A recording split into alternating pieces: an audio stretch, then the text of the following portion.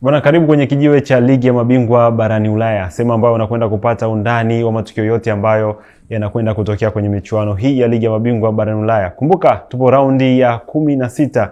Game nyingi kweli kweli zinaenda kuchezwa. Game takriban 8 zinakwenda kuchezwa. Timu 16 zipo kwenye hatua hii, na moja kati ya vitu ambavyo vinatokea uvifahamu, yapo mambo mengi ambayo uyafahamu kuhusiana na UEFA Champions League mpaka raundi hii inafika. Nipo na wana wa Game Time ya Dimbani Connect. Nipo na crew nzima ya Game Time. Nipo na Muro King, shabiki la Liverpool. Nipo na Skull Sensei, shabiki mkubwa kabisa wa Arsenal, mabingwa watarajiwa wa ligi kuu ya pale nchini Uingereza, lakini pia wanasema wanataka ubingwa wa ligi ya mabingwa barani Ulaya. Nipo na Masud, Mswahili, hayupo kwenye UEFA Champions League, lakini tumemwalika kidogo apate joto la UEFA Champions League. Mimi ni Andrea Masawe, shabiki wa Chelsea, shabiki wa FC Barcelona.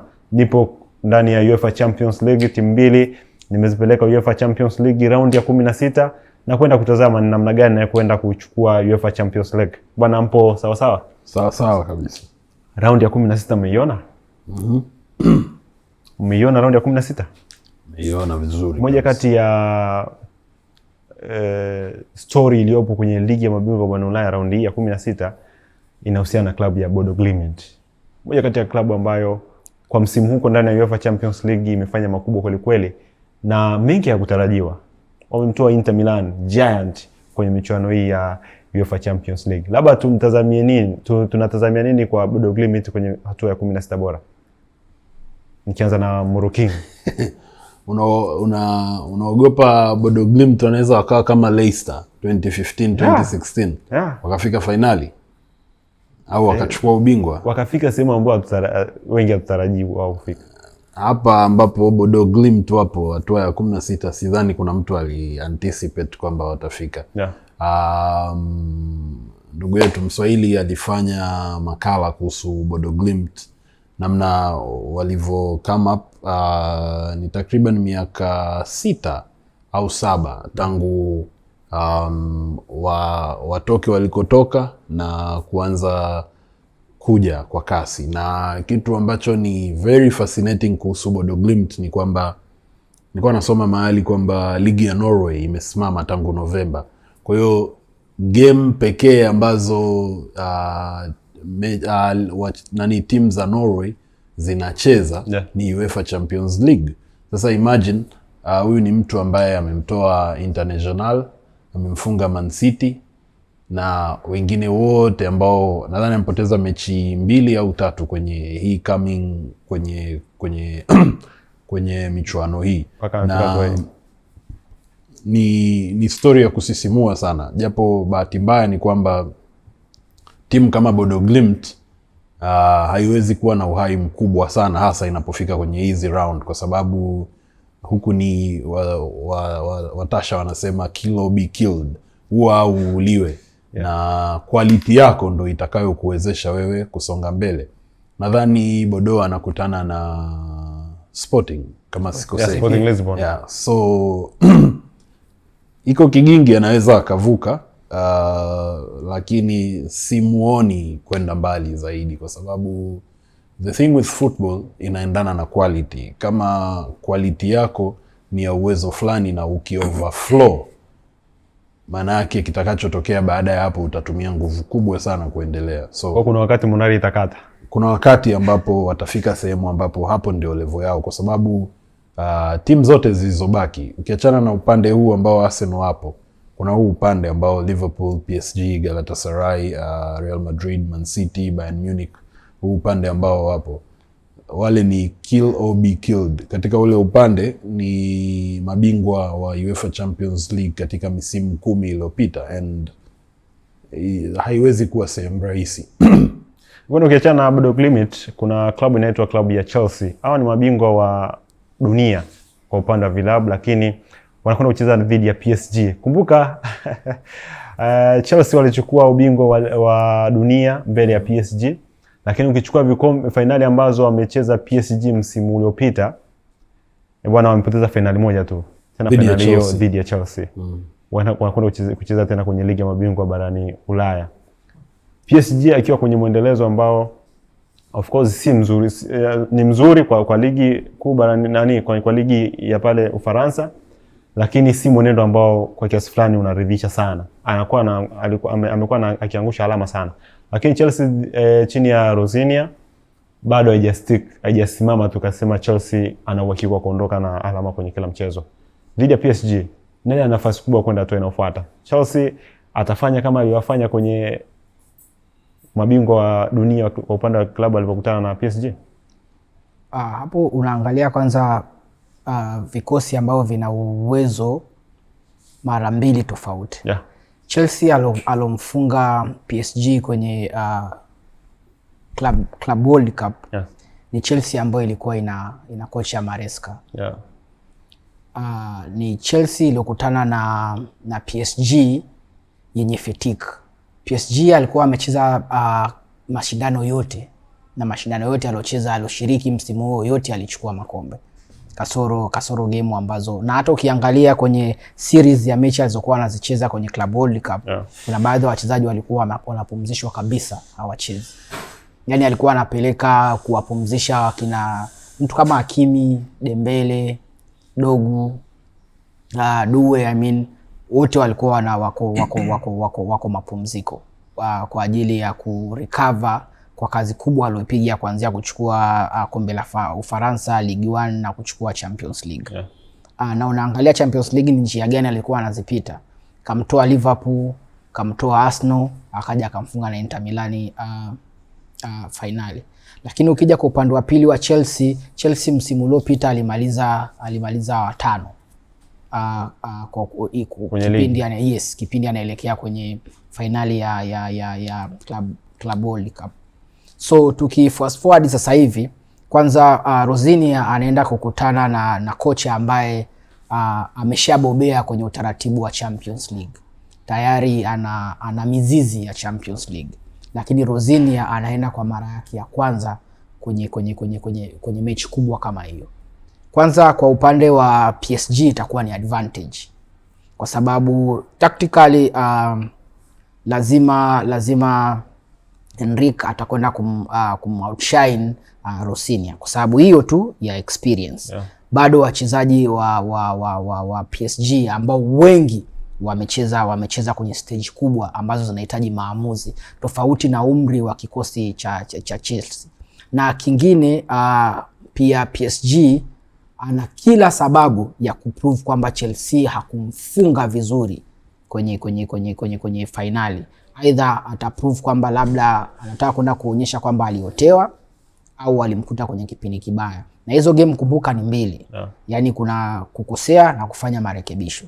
So ukizikompare hizo dakika 180 za mechi ya kwanza na mechi ya pili, bado PSG ana uwezo mkubwa wa kukapitalize makosa yake kuliko alivyo Chelsea. Kwa hiyo kwa upande wangu, yeah, naona PSG ana nafasi kubwa ya kumtoa Chelsea kuliko Chelsea kumtoa PSG. Bado sababu za Chelsea kuwa na kikosi chenye umri mdogo, labda kikosi ambacho hakipo matured, bado kinaweza kaathiri Chelsea kwenye mchezo dhidi ya PSG. Ndio, kinaathiri moja kwa moja. Maturity na experience vinaenda pamoja.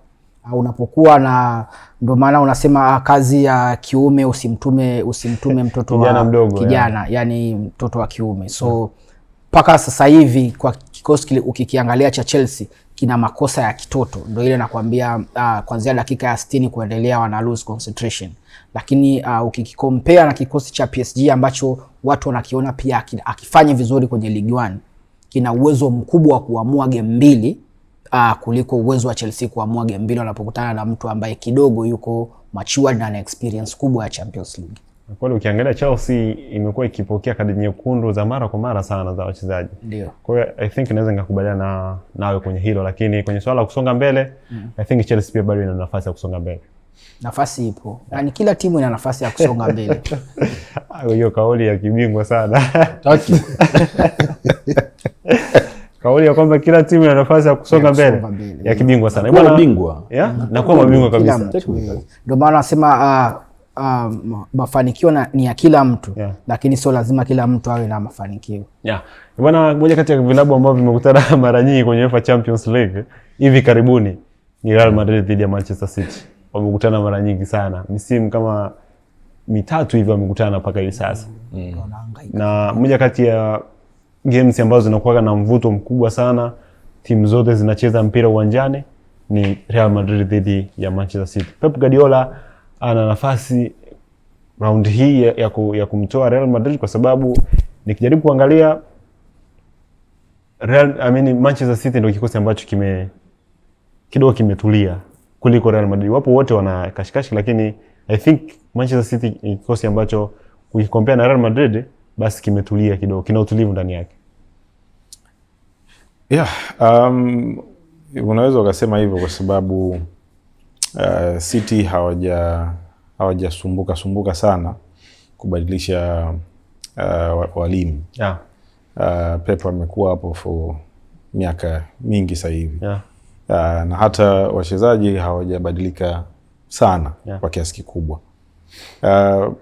Lakini City wamekuwa they have a system namna wanavyotaka wao kucheza. Kwa hiyo na timu ikisha kuwa na system kama vile ilivyo Barca, kama ilivyo Bodo Glimt, yeah, tayari kama mifumo tayari ipo, haijalishi nani yupo, as long as wewe utafit ndani ya huo mfumo. Ndio maana kuna timu ambazo hata wachezaji wakiondoka hawatetereki sana.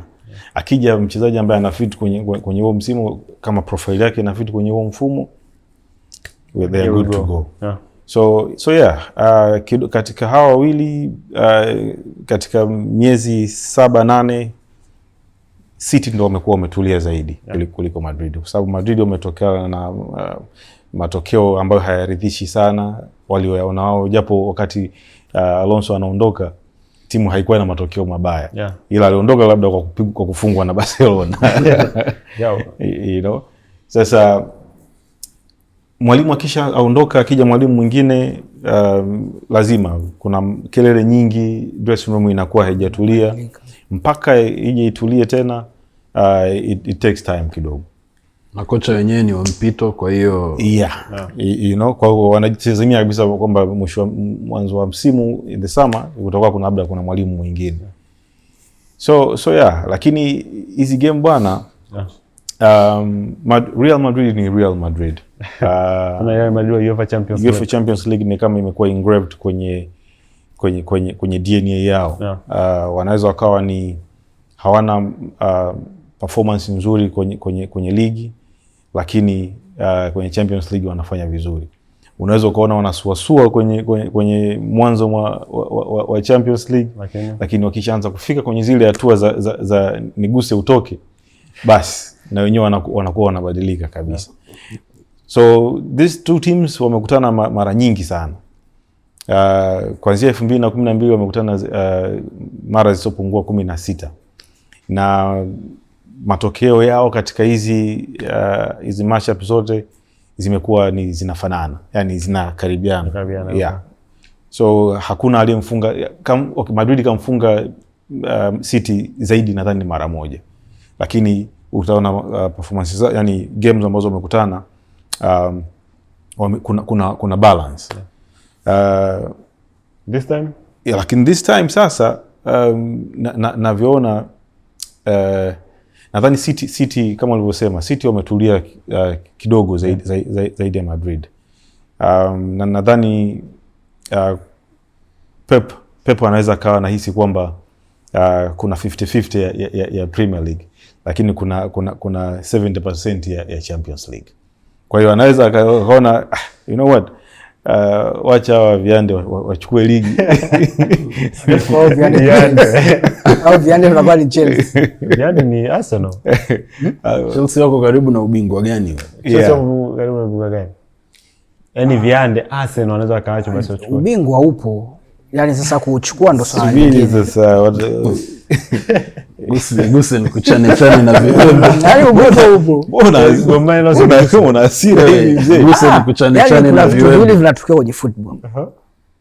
Kwa sababu Chelsea hawezi kumuita kiande Arsenal na amefungwa mechi 14 mfululizo. Mimi nasemea City na Arsenal.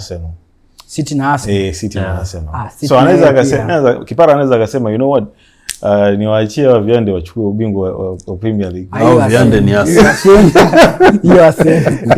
Anaweza akatumia neno lingine lakini Viande Arsenal. So yeah, ni Viande kwa kizungu bro. Yeah.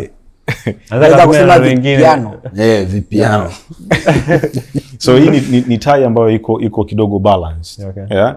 Lakini kwa upendo wangu ninavyoona this time around City they have a cutting edge over Madrid. Okay. Bwana Leroy Sane na Osimhen anaenda kukutana na Arne Slot kwenye ligi ya mabingwa barani Ulaya. Bwana Liverpool upo mbele ya Galatasaray ambaye amemuumiza Juventus kwa kiasi kikubwa sana. Akampiga ugenini, amempiga ikiwa nyumbani kwake pale goli nyingi, lakini pia ameenda kumtoa jasho pale Italia dhidi ya Liverpool. Na Liverpool unaanzia ugenini. Unachomoka mbele ya Galatasaray kwa kikosi chako unachokiona, jinsi unavyostruggle kupata matokeo mbele ya Fulham na Burnley pale vipi? Well, European football tangu waondoe goli la ugenini doesn't matter sana nani yuko nyumbani nani yuko ugenini, kwa sababu kote kuna kuwa na 50 ukinipiga huku mimi nikija huko nitakupiga tu fresh tu. Yani and it won't make any difference, lakini what I'm trying to say is mara ya mwisho tulikutana na Galatasaray walitupiga barabara, yani walitupiga vizuri na kama alivyosema Rose Muhando some place kwenye wimbo wake, jipange sawa sawa. Anslot anabidi ajipange sawa sawa kwa sababu Galatasaray ni ya moto sana. Yeah. And na wana quality. Yes, and hawaogopi. Ogopa sana kukutana na timu ambayo haina cha kupoteza. Galatasaray kufika round ya 16 na kutamani kufika 8 bora ni overachieving kwa club ambayo si club ndogo, lakini haitazamiwi sana. Unajua mara nyingi Uturuki ni mahali, Istanbul ni mahali ambapo finali zinachezwa. Yeah. And I don't remember wakati gani, labda mtaalamu atatukumbusha, mkongwe atatukumbusha. Yeah. Ni wakati gani ambapo timu kutoka Uturuki ilifika finali ya UEFA Champions League. I think kama hiyo nafasi ipo ni siku nyingi kidogo. Siku nyingi sana. Na kwa sababu Istanbul most of the time unajua wachezaji wa Liverpool nadhani wanapofika Anfield kitu pekee wanaambiwa is third night at Istanbul, wanakumbushiwa wakati ule Istanbul, wakati ule Milan, wakati ule and all these other places au these other 7 places ambapo Liverpool wameshinda UEFA Champions League, unajua. And kwa hiyo Galatasaray kwa sababu right now nimekuwa nikisema mara nyingi kwamba ligi ya Uturuki inajifanyia rebirth, inajijenga upya. And wachezaji wenye quality wanatoka huko wanakotoka wanaenda Uturuki. Yeah. Leroy Sane si mchezaji ambaye utasema ameisha makali kama ambavyo Luka Modric ameondoka Real Madrid kwenda AC Milan. Yeah. Leroy Sane bado kabisa. Victor Osimhen bado kabisa. Yeah. Actually Victor Osimhen inasemekana kilichomfanya De Laurentiis ambaye ni rais wa Napoli kumtoa kwa mkopo wakati ule kutoka Napoli kwenda Galatasaray ilikuwa ni kwa sababu alitaka kumuuza Chelsea, dau walifikiana, lakini Osimhen akagoma kwa sababu ya mshahara. Walivyofika kwenye personal agreement wakashindwana. Kwa hiyo De Laurentiis akaona kama bwana mdogo ananinyima euro milioni 70 or something. Kwa hiyo quality ipo, uwezo wanao, nia wanayo na kasi wanayo, wanaweza kabisa ku make their run for the money ili kupata matokeo. Lakini on the other hand tusisahau kwamba Liverpool when it comes to UEFA Champions League inawezekana ikawa sio sawa na Real Madrid, lakini kuna kale ka DNA ka UEFA Champions League ambacho Liverpool tuko nacho ambacho kinaweza kutusaidia, lakini wanasema bahati pekee haitoshi, lazima uweke juhudi. Kama Chelsea tu wakiwa kwenye UEFA Champions League. Nadhani hii ni agenda umeisneak chini ya meza, lakini kwa kifupi ni kwamba kiongozi, kazi yako dhidi ya PSG ni ngumu sana. Okay. Yani wewe kazi yako dhidi ya PSG ni ngumu kwa sababu Liam Rosenia amekuwa outclassed na Luis Enrique. Yani ogopa pale ambapo of course sisimizi wanaweza wakamuua tembo, lakini hata hivyo mimi nawaelewa wote ambao wana wasiwasi na Chelsea, kwa sababu walikuwa na wasiwasi na Chelsea kwenye finali ya mabingwa wa dunia, walikuwa na wasiwasi na Chelsea 2010 bonanza. Ni bonanza bro. Okay. Walikuwa na wasiwasi na Chelsea ya 2012 mbele ya Bayern Munich na FC Barcelona. Miaka 13 iliyopita. Okay, walikuwa na wasiwasi na Chelsea mbele ya Man City ya mwaka 2021.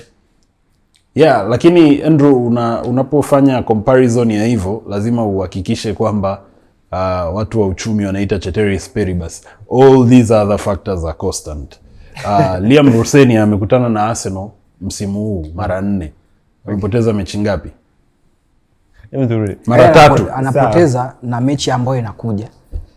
Kwa hiyo ninachojaribu kukuambia ni kwamba Chelsea si kwa ubaya. Chelsea ilomfunga PSG sio Chelsea itakaocheza na PSG hii. Mind you, PSG hii ya sasa hivi ndio ile iliyokuwa Marekani msimu ule.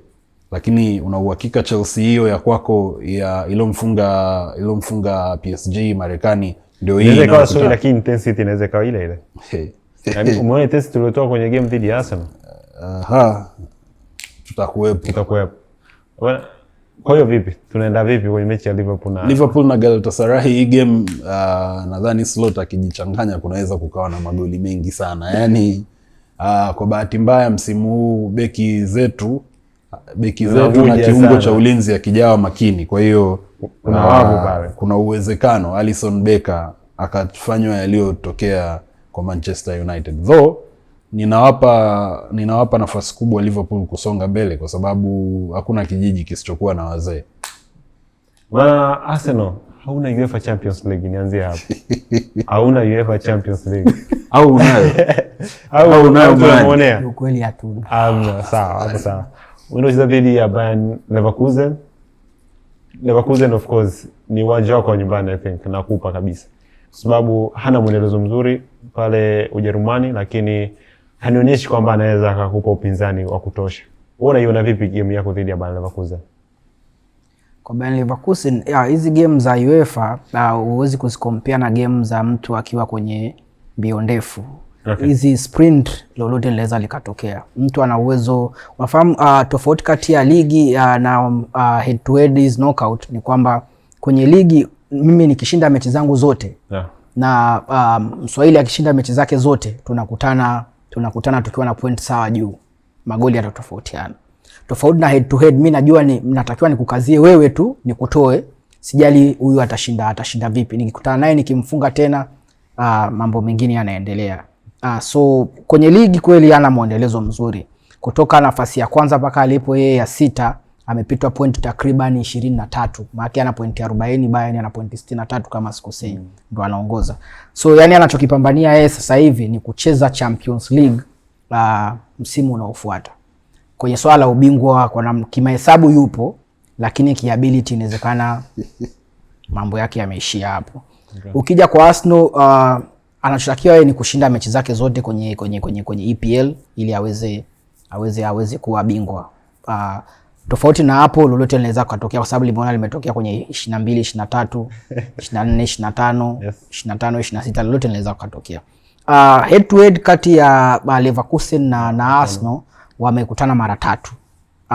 Mara moja tu ndo Leverkusen wameweza kupata suluhu, lakini game nyingine zote mbili wamefungwa goli 4-1, goli 4-1. Yani kwa tofauti, yani kama ni aggregate hiyo ni 8-2. So haitakuwa game rahisi sana kwa Arsenal kwa sababu ni face to face na mtu anaweza akaeka yake yote pale, kwa sababu kwenye ligi hana cha kupoteza.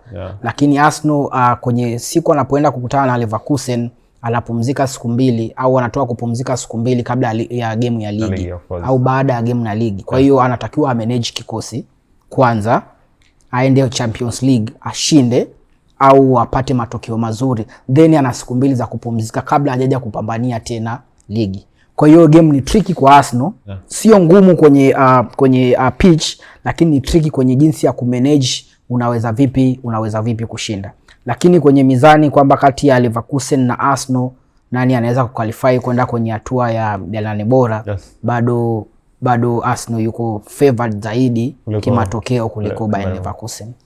Bwana hao ni Arsenal. Arsenal hajachukua ubingwa wa ligi ya mabingwa barani Ulaya toka amezaliwa. Sio toka amezaliwa. Anayo. Alitoka Arsenal. Toka Arsenal imezaliwa. Miaka 140 Arsenal hawajawahi kushinda mchuano yoyote ya Ulaya. Sio yoyote. Arsenal Euro Cup. Hiyo ndio Aston Villa na UEFA Champions League. Unaweza ukaona ni kwa namna gani. Au hujasikia? Aston Villa na UEFA Champions League. So Nottingham Forest. Hata Nottingham Forest. Okay. Kwa hiyo Chelsea ana special wote kwa na Champions. Kwa kifupi watu Nottingham Forest, Chelsea, Aston Villa wanaweza wakaitwa mabingwa wa zamani wa Ulaya. Ndio. Ila Arsenal hawa sio mabingwa kabisa wa Champions League. Lakini uspecial wa Champions League moja wa Nottingham Forest, wa Aston Villa na wa Chelsea hauna utofauti au wa kuwatoa sehemu moja kwenda sehemu nyingine linapozungumziwa ukongwe wa timu na wingi wa makombe. Lakini si hamna sasa hiyo Champions League. Ni sasa wewe uniambie una nyumba lakini una gari. Uweze kutembea na nyumba ila uweze kulala kwenye gari. Unaweza ukalala kwenye gari. Unaweza kupanga nyumba. Wewe Champions League bwana, sikiza wewe acheza na Champions League una. Champions League Vini Junior. Una Champions League bwana. Vini Junior. Bila wana Champions League. Kwanza kwenye gari tunalala Champions League. Tena zaidi ya moja. Wewe pambana. Sisi tunazo 7 bro. Wewe pambana upate. Wewe usitaki kuzungushia uzio. Ngoja kwanza ngoja. Champions League 7 huyo anazo. Tunaweza tukachukua zile 7 tukazipa kila Champions League moja point moja tukamjumlisha kwenye ligi. Bado atakuwa anaongoza ligi? Hapana.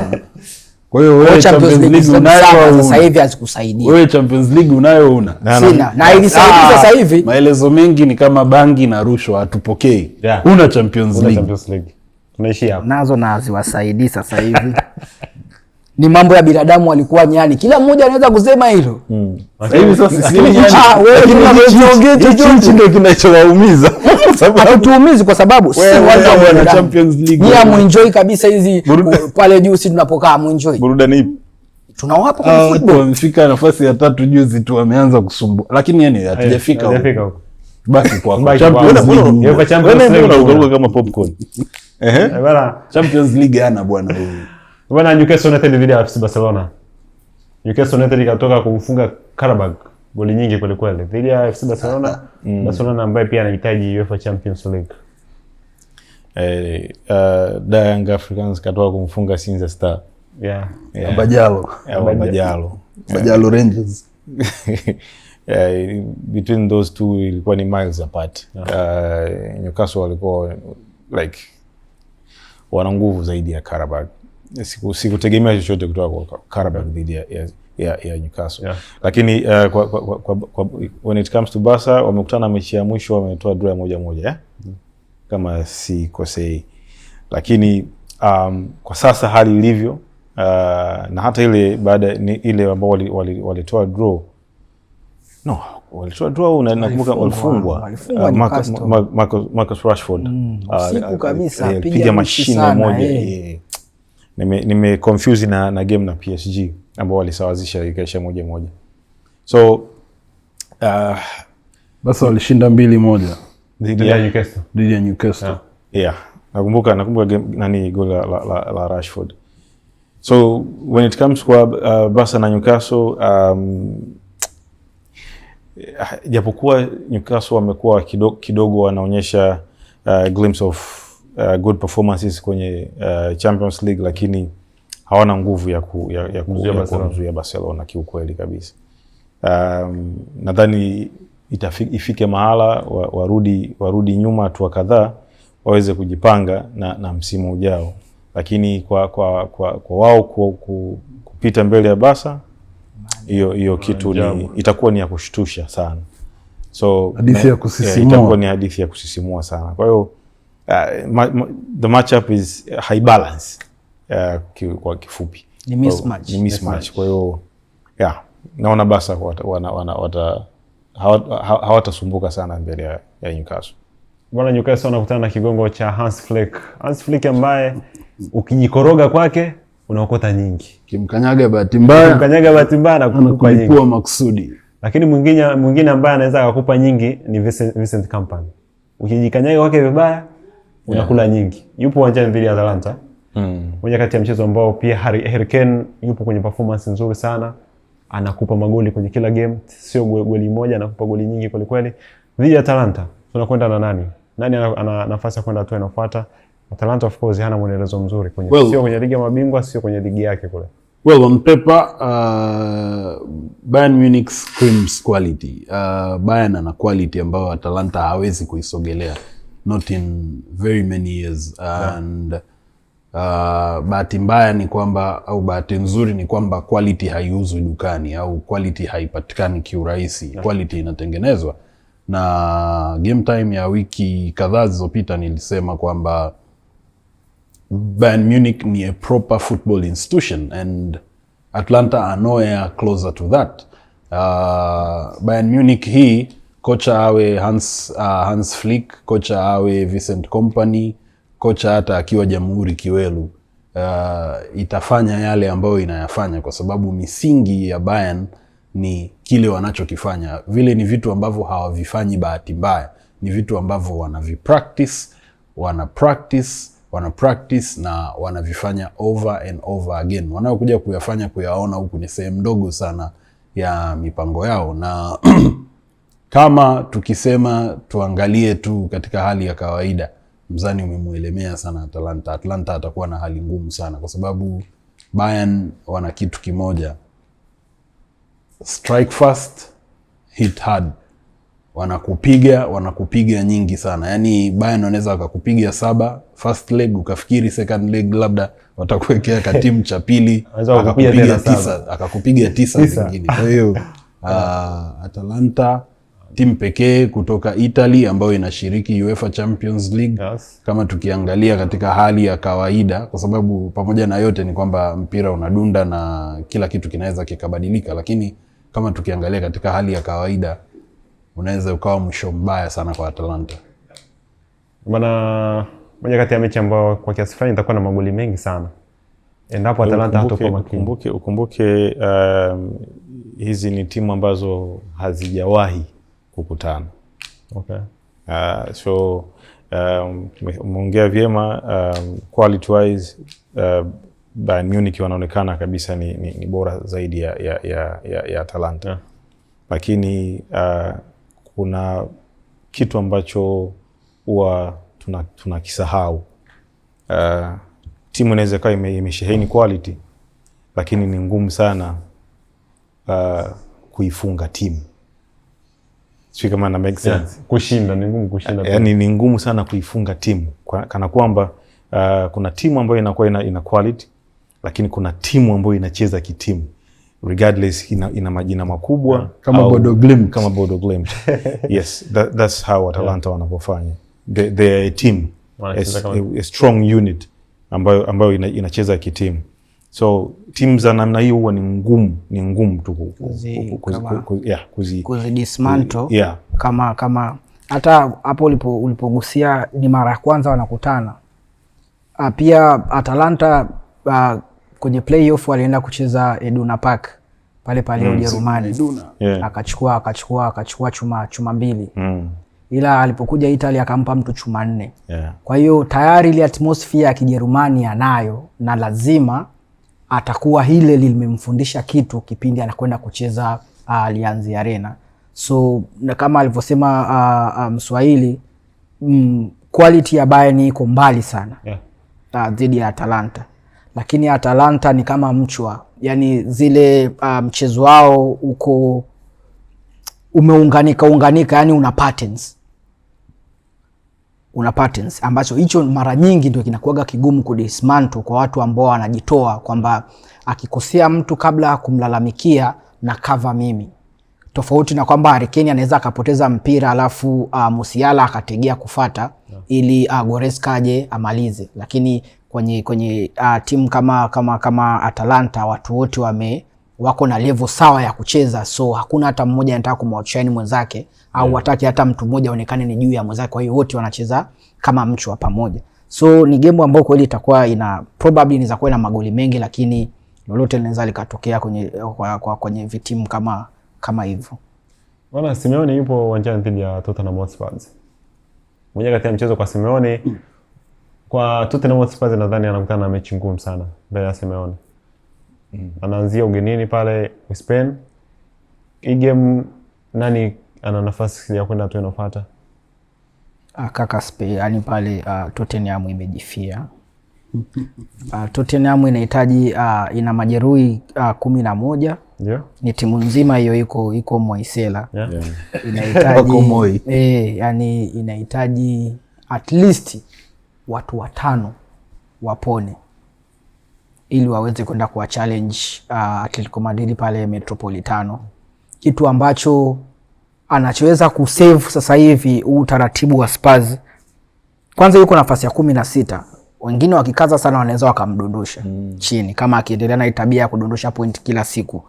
Timu ambayo haijashinda mchezo wowote tangu mwaka 2026 kwenye Premier League. Na ni mbaya kwa uwezo wao, ni mbaya sana. Na hiyo inazidi kuwa demoralize mentally wale wanaopewa majukumu ya kucheza. Hapo sio swala la kocha tena. Swala la watu wakiingia uwanjani hawajiamini kama wanaweza kuchukua point. Ndio polipofika kwa Spurs sasa hivi. Na unaenda kwa Cholo ambaye kitu anachotaka kukiprove sasa hivi ni kocha gali duniani. Kinachohitajika sasa hivi kwenye missing piece yake ni Champions League. Kashafika finali mara 2, zote wamepiga. Sasa kwanza unavompitisha kwenye njia kama ya Spurs, kweli huko mbele anaenda kukutana na watu kweli, lakini simuoni Spurs hii kwenda kuenda kutoa changamoto yoyote unless at least majeruhi 5 au 6 wapone na wawe fiti kucheza game against Atletico Madrid. Bwana, hiyo ilikuwa ni kama group discussion ya UEFA Champions League. Sasa tunaenda kwenye individual assignment ya UEFA Champions League. Hii ni individual assignment sasa ya UEFA Champions League. Kila mtu ananipa timu 8 ambazo ana uhakika zitaenda hatua inayofuata. Mwisho wa siku tutatoa asilimia kwa timu 3 hapa. Ni timu ngapi zimeenda hatua inayofuata na nani bingwa wa timu 3 hizi. Bwana, tunaanza na Morocco. PSG na Chelsea, nani anakwenda hatua inayofuata? PSG. Galatasaray Liverpool. Vipi utaki? Real Madrid Manchester City. Manchester City. Atalanta Bayern Munich. Newcastle Barcelona. Atletico Madrid Tottenham. Atletico Madrid. Bodo Glimt Sporting Lisbon. Bodo Glimt. Leverkusen Arsenal. I think it's obvious Arsenal wanasonga hapo. Christian say una PSG hapo, una Chelsea. Hata ukiitamka kwa bashasha. Badilishi chochote. Sawa. Ndio. Samani lakini Chelsea atafungwa nje ndani. Okay. Galatasaray Liverpool. Galatasaray ana qualify. Real Madrid Manchester City. Manchester City ana qualify. Atalanta Bayern Munich. Bayern Munich ana qualify. Newcastle Barcelona. Barcelona ana qualify. Atletico Madrid Liverpool. Atletico Madrid Tottenham Hotspur. Tottenham anafungwa nje ndani. Bodo Glimt Sporting Lisbon. Sporting Lisbon ana qualify. Leverkusen Arsenal. Hapo Arsenal ana qualify. PSG Chelsea. Mabingwa dunia. Okay.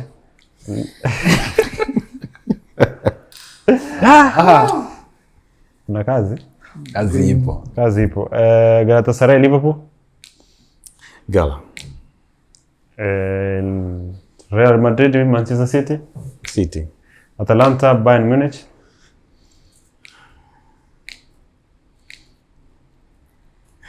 Nafikirisha kweli lakini Bayern Munich.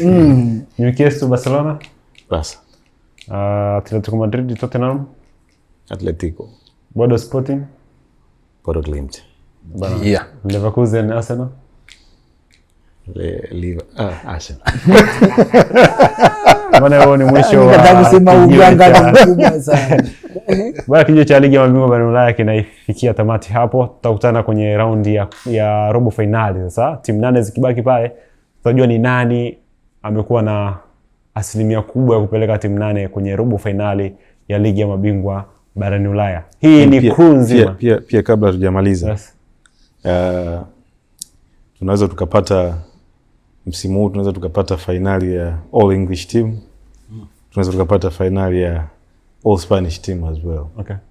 Kwa uangalia ni subiri na kuona. Tutakuwepo. Tutakuwepo. Bwana, hii ni crew nzima Game Time. Moro Kings, Christian Say pamoja na shabiki la Manchester United ambaye kwa kiasi fulani yupo vizuri lakini hayupo kwenye UEFA Champions League, ila tupo naye kama ndugu yetu. Usimtenge sana. Lakini pia tupo na Arsenal ambaye hana ubingwa UEFA Champions League. Nipo Chelsea ambaye na UEFA Champions League, yupo Liverpool ambaye pia na UEFA Champions League. Uwe na wakati mwema.